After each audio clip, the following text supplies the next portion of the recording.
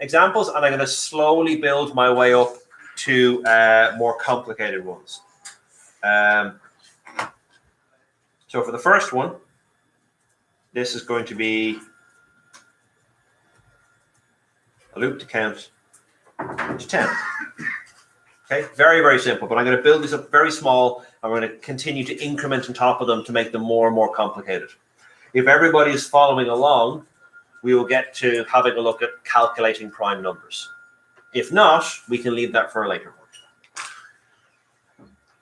Okay, so my loop is to count to 10. That's the slide that's going to go there. I'm not going to have user input in this, but I'll leave that in for later examples. I have my class of a public static void main. I need to create my counter variable. I'm going to set that equal to 1. And I need to create, actually, that's all I need. That's all I need for this example. And then so to write my loop, I'm going to say while my counter is less than 10. Less than or equal to 10. This is my initialization. We're not in America. This is my loop guard. Inside here, I'm just going to print out the current value of counter.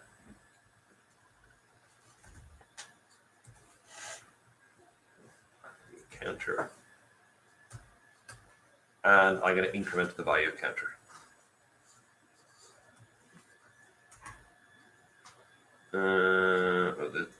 This is going to be my progression statement. Okay. That's all there is in this. My 3 important sections. Section 1, set the loop up, have a starting point for my loop. Section 2, have an end point for my loop. And section 3, or important statement 3, have a way of moving from my start point to my end point. Okay? So let's save this and open my command line. Go to my desktop. Go Java C, loops. And then Java, loops. And there we are. We can see on this side here, I print out 1 to 10 all on one line. If I wanted to print it all on the same line, I could go back and I could remove the ln. Okay, so if I do that, you'll see it's not as neat. Because now I just get that. That's not very visual to look at. But because I know I'm repeating the task, what I can do is I can say print out the value of counter plus a comma and a space. And now it looks a little bit neater. Now, there is a comma still here because the loop does the exact same action each time. Every time it goes in, it'll print out the counter and a comma and a space. If I really wanted to, what's that true? If I really wanted to, I could, later on, we'll see a way of trimming out that last comma and space. But for the moment, we'll leave it in. It's not vitally important. You still get the understanding of, oh, there's the layout. So we've gone from that to that to that. But we didn't change much in the loop. The counter stayed the same. The guard stayed the same. And the progression stayed the same. The only thing we actually changed was our printout line. And since that's the very first thing we looked at, I'm assuming that that's not a challenging problem. So that's our very first loop. Everybody happy enough with the idea of that? Okay, let's do it in the opposite direction. Let's start at 10 and count down to 1. So save this. Save as. 2. Read that. Okay, so for counting down, loop to count from 10 to 1. For counting downward, what we do is we set our counter at the higher end. That's still our initialization. That's our starting point. our loop guard is going to be different. Rather than saying, well, counter is less than or equal to 10, we want to say while counter is greater than or equal to 1. Okay, so we're counting down. We're going to reduce the value of counter each time. Our printout is going to be the same. And this is the bit we need to change. We're not going up in our numbers, we're going down in our numbers. So we need to have minus minus there as well.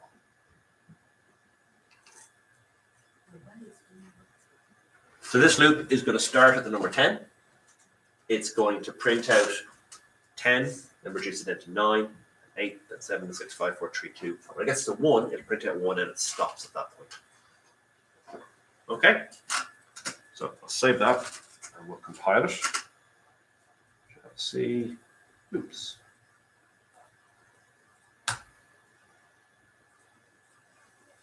And then Java loop. Oh. Gosh. So now you can see that the top output there is our previous program. It counts 1, 2, 3, 4, 5, 6, 7, 8, 9, 10. This program here, the bottom output, counts downward. It counts 10 down to whatever it might be. Okay? That okay with everybody? Make sense so far? Anyone have any questions? Yes. Are we just kind of going to be doing like fluffing and lines in the loop this year? Is that kind of? We are going to get more complicated. Okay. They will get more complicated. I will do a selection of loops now. Okay, so the next example I'm going to do after the next question is I'm going to remove the minus minus and show you what happens. And then I'm going to mess this up and show you what happens. And then we're going to do one where the user can define how far we go up in the loop, how high we count to. But is there anything else like bar and counting you can put in the loop? Yep, there is. But it's still always going to be an evaluation. So there's different things you can put inside the guard here, but it's always going to be some sort of an evaluation of, are these the same? Are they different? Is one smaller than the other? Is one larger than the other? Are they not the same? So far, our variables we've been dealing with have all been numbers. The next thing we look at is something called strings. And that's where we can start comparing text and to see, is this text the same as something else? So does your password match? Do your two emails match? We can check the lexicographical or the dictionary order of words. Should this word happen before or after the word we're checking into? So it's still our comparison. It's still comparison of greater than or less than or equal to, but we don't always have to deal with numbers. And because of that, we don't always have to have a counter as such. Okay? Did you have a question? No. Okay. Super. Okay, so let's get rid of this. Okay? Without a progression statement, my loop has no way of moving from the starting point to the ending point. So if I save this and run it, and it doesn't cause an error, there's nothing syntactically wrong with my code. However, it will have a logic error. It won't work the way I want it to. It will just do this on and on and on and on. This isn't what an infinite loop looks like. And I'm going to stop it now because that can be hard in your eyes. It will just keep printing out the number 10. The number never changes because in my code, here is the line which should change the number. The loop never finishes because 10 will always be greater than or equal to 1. Okay, so it'll just keep going and going and going and going. That illustrates why you should have a counter, or sorry, why you should have a progression statement, something that changes the value that you're evaluating. If you have a look here, I've got a counter and I've got a literal value. So 1 is 1. It'll never change. There's no need to reevaluate that. However, this is the thing. The counter is the thing that's going to change. So that I need some statement inside my loop that allows for that to be altered. Now, it can be something as simple as this, where I say, reduce it by 1 or increase it by 1. Another example we could do, so save that. Oops, 3. Let's ask the user for input. Let's ask the user for input, and the loop will continue to go around until they enter in a specific number. And if they don't enter in that number, well then they have an issue. So let's change this from counter. Let's call this input. Set that equal to 0. And here we're going to have to declare our scanner.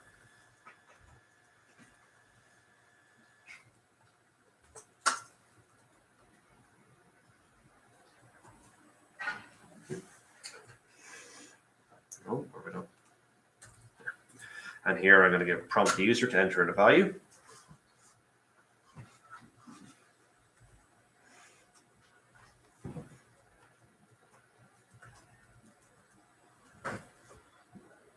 And here I'm going to take in the number. Input is equal to kb dot next int. Okay. Here I'm going to keep going while input is not equal to -12. They can enter any number they want, but when they enter -12, the loop is going to stop. And I'm going to copy this stuff here, so I don't actually need either of these. And I'm going to copy these two here to this. And now this becomes my progression statement.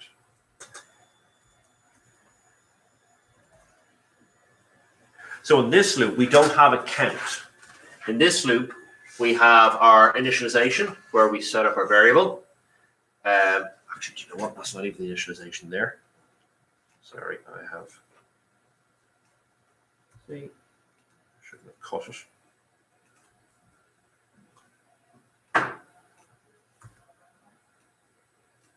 Now, right. So outside of the loop, when I take in the very first input by the user, that's my initialization.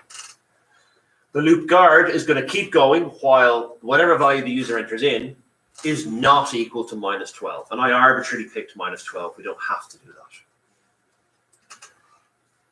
And if we get in here, we're going to ask the user, enter in a number, and we're going to let them to enter in another number. And the second time, when we allow them to enter a user input inside the loop, that's our progression statement, because that's the opportunity where we change the value of input, and that's the opportunity to have the value be at a point which will exit our loop. So if I run this, let's give it that. Shall see. Loops 3, and then Java loops 3. So let's say enter a number, I'll enter a 3, enter a number, 45, enter a number, -1, enter a number. That might be enter a number, that one there, and it'll keep going, going, going. However, when I enter in -12, the program finishes. Okay. Now that's an arbitrary number there. I could get the user to enter in a second number. I could get the user to enter in this number here as well. So I could have back here input 2, 0. I could say here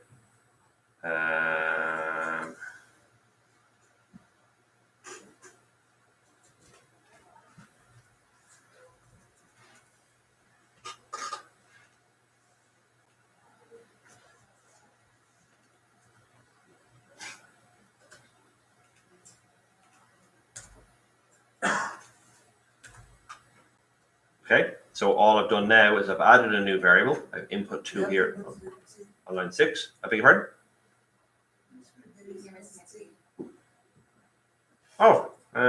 Yeah, input. Yep. Thank you.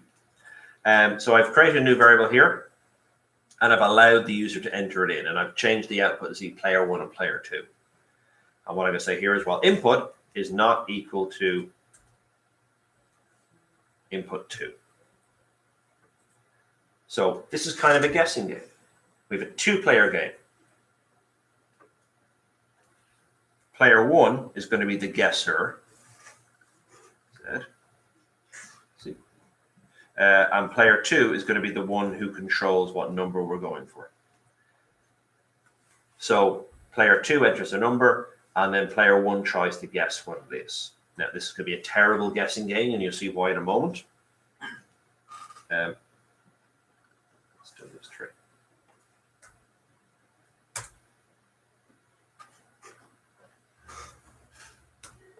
Okay, player 1, enter a number. So I'm going to enter in 12. Player 2, which is the person who's trying to set the number to guess, enter a number. I'm going to enter in 99. Player 1, enter a number. That, 44. Player 1, enter a number, 55. I didn't go through anything, but when I hit 99, it will stop. Okay, now I could make that a little bit more like a game by having a printout statement here.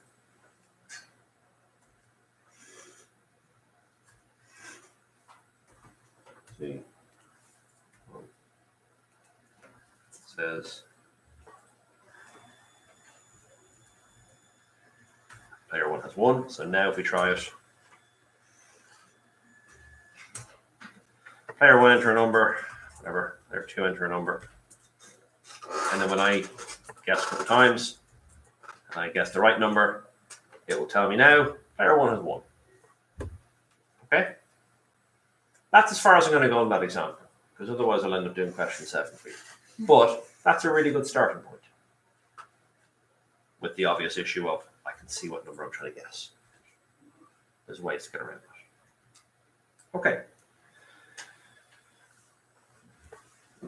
So there we have our comparison statement, which has 2 variables.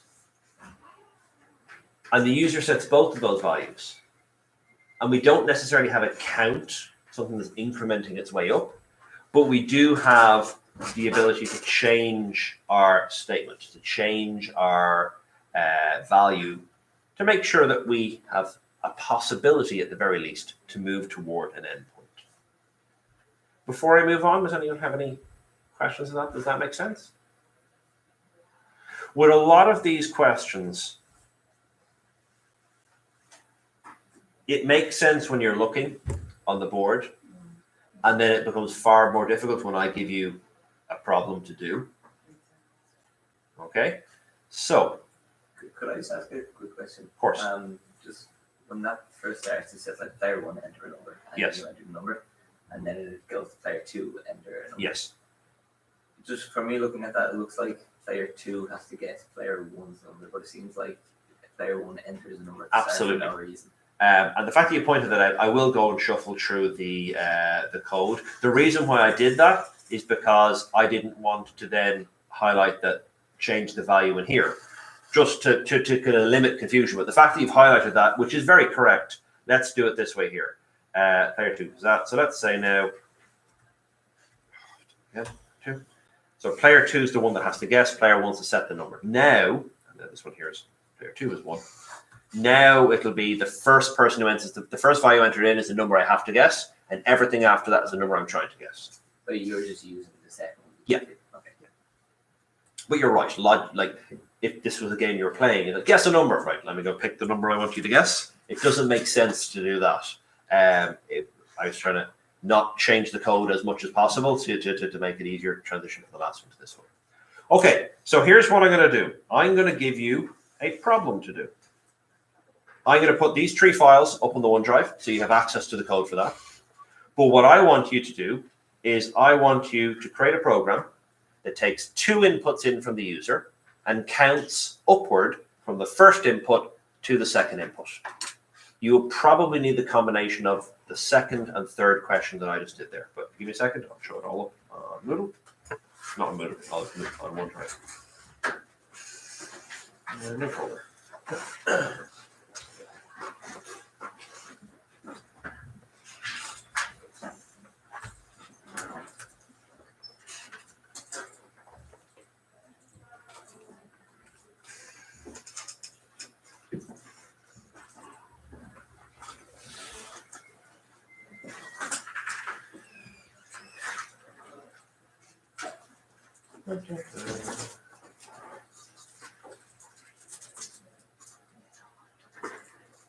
Okay, And now they're available on the OneDrive. So if you want to go and refresh and have a look at it, I'll give you about 10 minutes to work on that.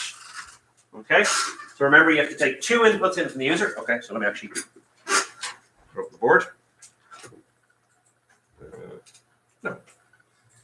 Create a program. 2.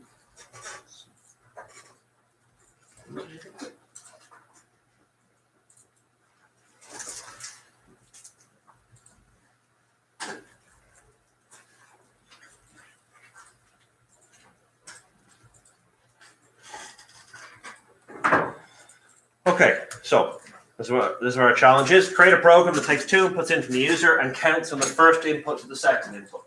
To make this easy for yourself, you can assume that the first input will be lower than the second input. You don't need to worry about if I enter in 100 as the first input and 1 as the second input.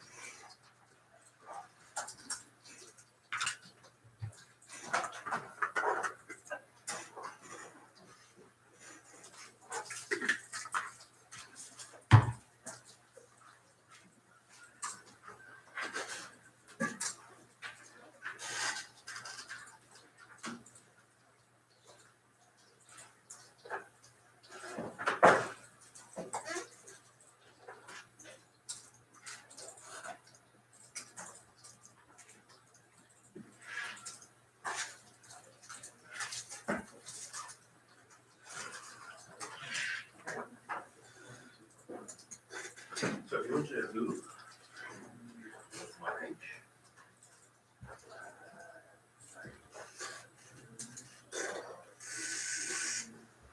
Scroll down to the bottom. Not fucking scroll. Source code from the class. So link there so you can bring it to OneDrive, which then has the week's response in the WhatsApp. Oh, yeah, he's hard. He's hired? Yeah. Right, okay. You could ask him to send me an email with his name, student number. Sure. Thank you. I didn't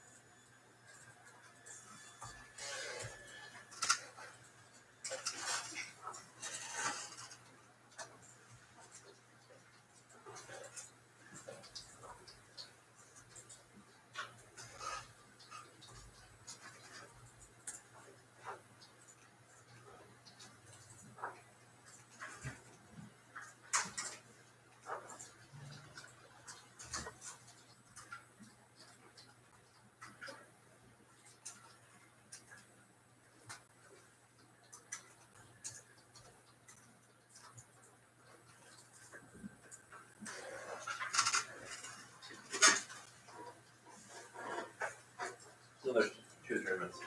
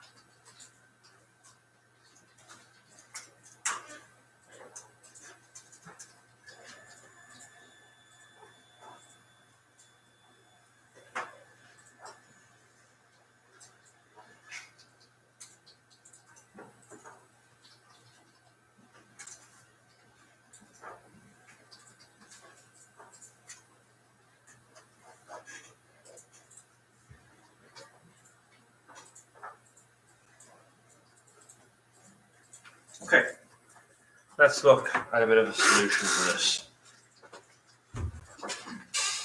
So what I've done is I've just added in some basic stuff here. I've been told I need 2 inputs, so I've created an input 1 and input 2 variable. I have my scanner, so I can take in user input. Here I have my prompt to my user. I'm going to say input 1 is equal to kb.nextInt.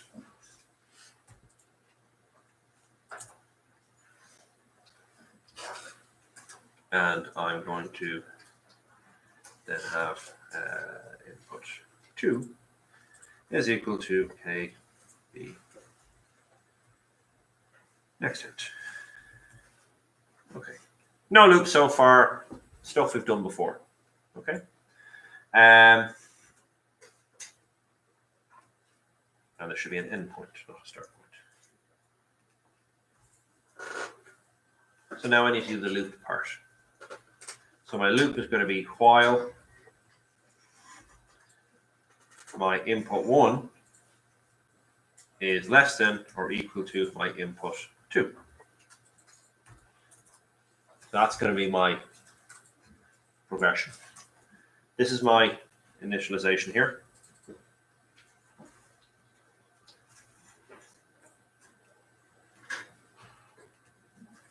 And effectively that is as well.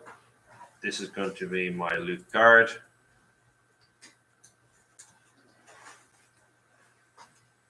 I'm going to have a system.out.print, and then actually do print.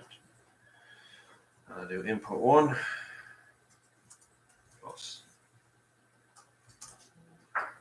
that, and then my increment, my progression statement will be I'm going to increase the value of input 1 by 1 each time.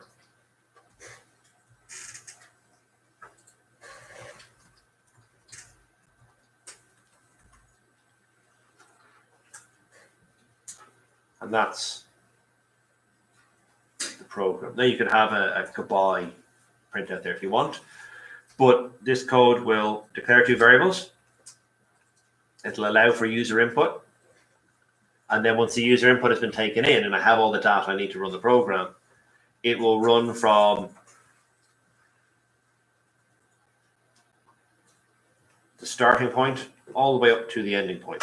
So when these two variables are no longer equal, so in other words, when input 1 is larger than input 2, that's when our loop is going to finish.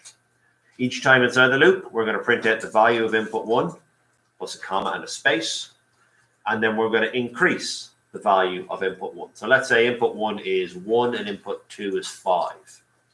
We are moving input 1 closer to the value of 5 every time we go through the loop because we're increasing it here by 1. So let's go test that. Let's see. Oops, 4. Java. Oops. Okay, so enter a start point. Let's enter in 4. Enter an end point. Let's enter in 9. As it prints out 4, 5, 6, 7, 8, 9.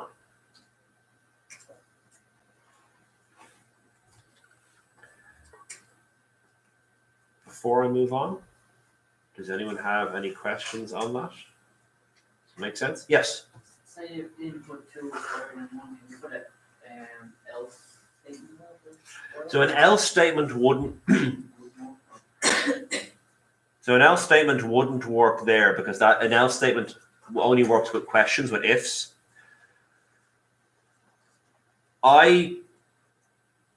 The reason why I said when you're working you can assume that the start point would be lower than the end point is because I'm trying to make life a little bit easier for you now. However, when you give more practice on this, you can absolutely take in two numbers and decide is the start point higher than the end point, and in which case I'll count down. Is the end point higher than the start point, and in which case I'll count up. You could absolutely do that. We could probably do it now. It's just I want to make sure you're comfortable with loops before we start looking at how to incorporate if statements to make it even more complicated. Okay? Any other questions on that? Okay. So I'm going to edit this slightly for version 5.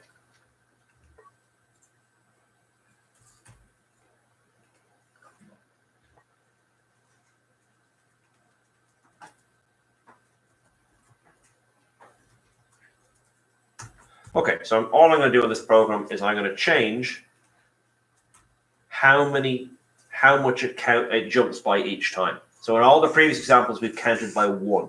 1, 2, 3, 4, 5, or 5, 4, 3, 2, 1. What we're going to do now is we're going to do the same thing. The user is going to enter in two numbers, a start point and an end point, and we're going to jump in increments of 3. So if they enter in 1, it'll go 1, 4, 7, 10, and so on upwards. And the only thing I need to change here is this line. Everything else can remain exactly the same. And what I'm going to say here is I can't use plus plus because that only goes up by 1. If I really it's really sloppy code. No, that would be really sloppy code. I could do that. That's really bad code doing something like that. So what I'm going to do is I'm going to say that input 1 is equal to input 1 plus 3. That's it. So I've changed it from incrementing up by 1 each time to incrementing up by whatever value is here. And I could change that to 7 or to 12 or to whatever number I wish.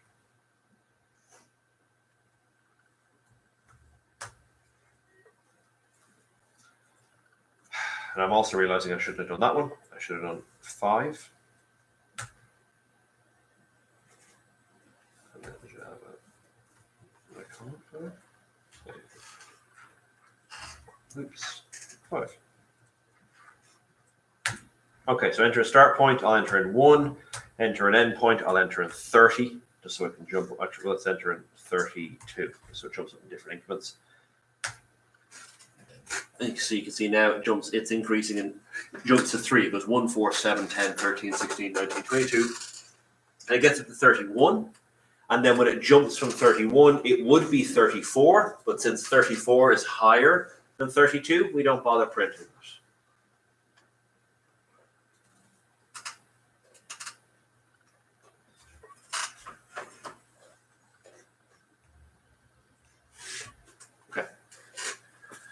And the key change there is on line 18, where I changed input plus plus to input plus 3. Everyone happy enough with that? Excellent, because I've got a job for you to do. I want you now to adapt this question to take in 3 inputs: a start point, an end point, and an increment of increase. So let the user decide everything about the loop. Where do we start, where do we finish, and how much the jump is each time. I'll put this piece of code and the other piece of code up on the OneDrive now for you.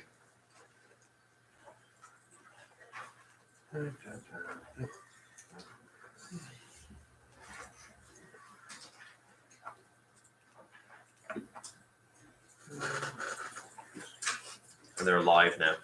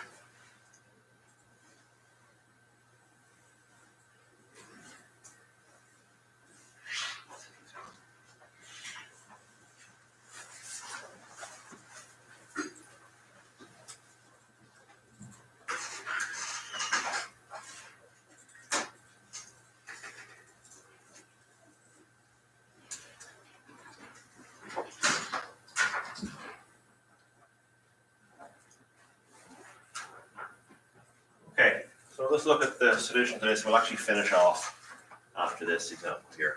So again, very much like the transition from example 4 to example 5, the transition from example 5, this one is a very small change.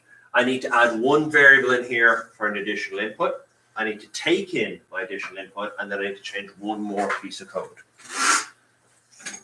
So here, I need input 3.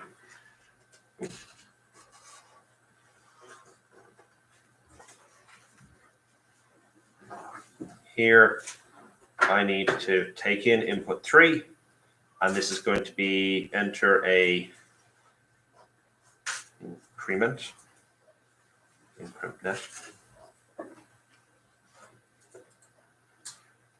Okay, so that's the first two things. I don't need a break point there. I create a new variable here. I take input in for that variable. And the last thing I need to change here is to change that 3 to my variable value to input 3. And that's it. That's all we need to do for that problem. So we have gone from, so this line here, I've changed, that was 3 in the last example. I've changed to input 3. I'll be right.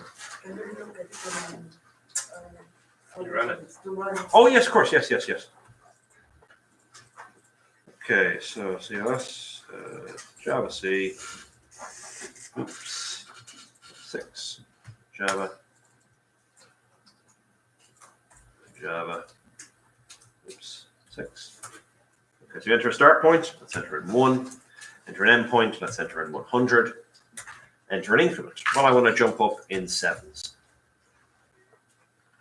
So it'll print out, starting at 1, it'll add 7 onto whatever the previous number was, continuing. So it goes 1, 8, 15, so on.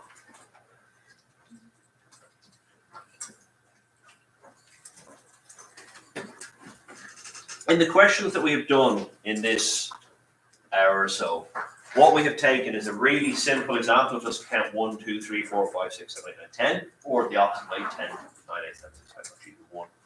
And we've slowly altered the code, altered what the question is doing. And by doing that, we've now got to quite a different question. You're still counting, but now the user is deciding when do you start, the user is deciding when do you finish, the user is deciding how much of a jump you're going to do each time. And that is, again, just looking at the counting type of loops. We'll leave it here for today. Next week, what we're going to do is we will do, I'll take a bigger example. I'll take an example which uses everything that we've looked at. So it'll look at output, it'll look at input, it'll look at variables, it'll look at if statements, and it'll look at loops. And we will build a reasonably big problem in the first 40 minutes of the class, in the first 50 minutes of the class. And at that point, I'll turn the floor to you to decide, what do you want me to revise? What do you want me to go over? Is there anything you're iffy about or you want extra content on? And we can go through that type of stuff. Okay? What I'll also be doing,